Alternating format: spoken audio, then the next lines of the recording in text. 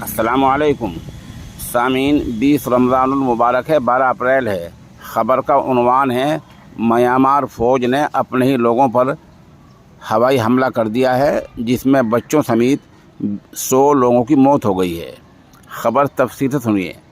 Myanmar में फ़ौज ने अपने मुखालिफिन के एक प्रोग्राम पर एयर स्ट्राइक यानी हवाई हमला कर दिया है। इस हवाई हमले में 100 लोगों की मौत हो गई है। बताया जा रहा है कि नागरिकों की, शहरियों की यहाँ भीड़ इकट्ठी थी और कोई प्रोग्राम चल रहा था और फ़ौज ने समझा कि ये तुम्हारे ख़िलाफ़ है, क्योंकि वहाँ जो कब्ज़ा है, जो सरकार है, जो हुकूमत फ़ौज की है और जमहूरी सरकार का तख्ता पलट दिया गया था।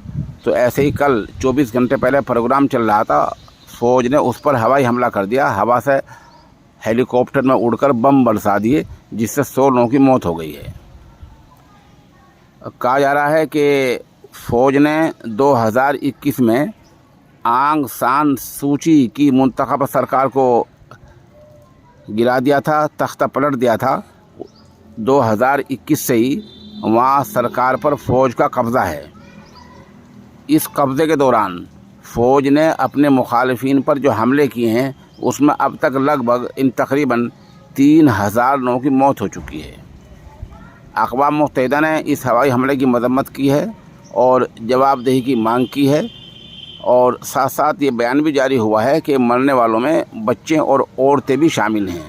तो ये बहुत अलमिया है कि म्यांमार की फ़ौज ने अपने शहरियों पर हमला कर दिया है, जिससे 100 लोगों की मौत हो गई है। ये हमला 24 घंटे पहले हुआ है, हिंदुस्तानी वक्त के लिहाज से कल यानी 24 घंटे पहले हुआ है।